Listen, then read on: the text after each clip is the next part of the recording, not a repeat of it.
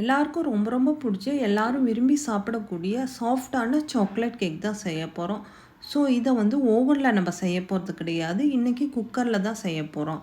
So mixing பவுலில் 1 cup மைதா, 1/4 cup cocoa powder, 1 teaspoon baking powder, 1/2 teaspoon baking soda, 2 pinch salt add பண்ணி 2-3 time சலிச்சிக்கணும். So வேறு ஒரு mixing பவுலில் 4 எக் ஆட் பண்ணிவிட்டு 1 டீஸ்பூன் வெல்லிலா எசன்ஸ் ஆட் பண்ணி 1 மினிட் பீட் பண்ணிக்கணும். So next 3/4 cup sugar add பண்ணிவிட்டு எக்கு நல்லா க்ரீமி ஆகிற வரையிலும் பீட் பண்ணணும். ஸோ 1/4 கப் பட்டர் ஆட் பண்ணி ஜஸ்ட் அதை மிக்ஸ் பண்ணிக்கிங்க. So next cake batter add பண்ணிவிட்டு அதை நல்லா மிக்ஸ் பண்ணிக்கோங்க. மிக்ஸ் பண்ண பின்னாடி கேக் மோல்டில் ஆட் பண்ணிவிட்டு 2-3 டைம் அதை நல்லா டேப் பண்ணிக்கோங்க.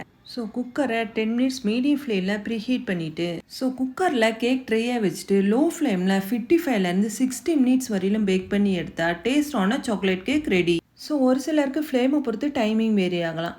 ஸோ இது போல் ரெசிபிக்கு நம்ம சேனல் நீங்கள் ஃபாலோ பண்ணிக்கோங்க. அடுத்த ரெசிபியோட பார்க்கலாம். Bye bye.